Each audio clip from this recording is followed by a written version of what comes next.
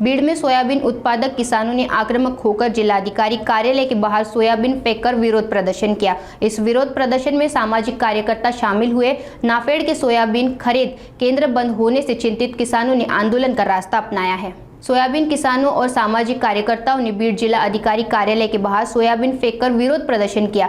नाफेड का सोयाबीन खरीद केंद्र बंद होने से सोयाबीन किसान चिंतित है। नाफेड के गारंटी मूल्य खरीद केंद्र बंद होने से 23,000 किसान सोयाबीन खरीद से वंचित रह गए, जिससे आक्रामक होकर किसानों ने विरोध प्रदर्शन किया। यह आंदोलन सामाजिक कार्यकर्ता गणेश ठवरे के नेतृत्व में किया गया। आंदोलनकारियों ने सोयाबीन को गारंटी मूल्य पर खरीदने की मांग की।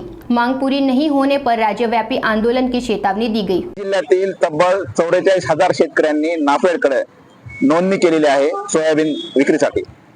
6 फेब्रुवारी रोजी बीड जिल्ह्यातले सोयाबीन हमीभाव खरेदी केंद्र बंद झालेले आहेत आणि आतापर्यंत केवळ 20,000 शेतकऱ्यांची खरेदी झालेली आहे आणि तब्बल निम्म्यापेक्षा जास्त 23,000 शेतकरी हे सोयाबीन विक्रीपासून वंचित राहिले आहेत। त्यांचं सोयाबीन शेत घरात पडू नये यामुळे शेतकऱ्यांना खुल्या भावानं विक्री करावी लागते। खुल्या भावाने विक्री करताना सध्या जो हमी भाव आहे 4,800, खुल्या भावामध्ये विक्री करताना 3500 पासून 3800 पर्यंत विक्री करावी लागते। त्यामुळे शेतकऱ्याला प्रत्येक क्विंटल पाठीमागे 1,000 रुपये आर्थिक नुकसान आहे।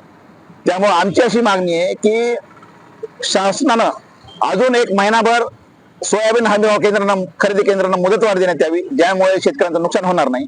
दुसरी गोष्ट म्हणजे जेव्हा केंद्रीय अर्थमंत्री निर्मला सीतारामन म्हणतात की विकासाचं पहिलं इंजिन हे शेती आहे, त्यानंतर उपमुख्यमंत्री असं म्हणतात की आर्टिफिशियल इंटेलिजन्स, कृषी मंत्री म्हणतात की ड्रोनच्या सहाय्याने शेती करायला पाहिजे। म्हणजे एकीकडे मोठ्या प्रमाणावर हे धोरण राबवत असताना प्रत्यक्षात मात्र शासन दुटप्पी धोरण करतंय, शेतकरी विरुद्ध राबवतंय। याचा निषेध करण्यासाठी आज आम्ही जिल्हाधिकारी कार्यालयासमोर सोयाबीन उधळून शासनाचा निषेध केलेला आहे आणि आमची प्रमुख मागणी आहे की सोयाबीन हमीभाव खरेदी केंद्र अजून 1 महिनाभर यांना मुदतवाढ देण्यात यावी, ही आमची प्रमुख मागणी।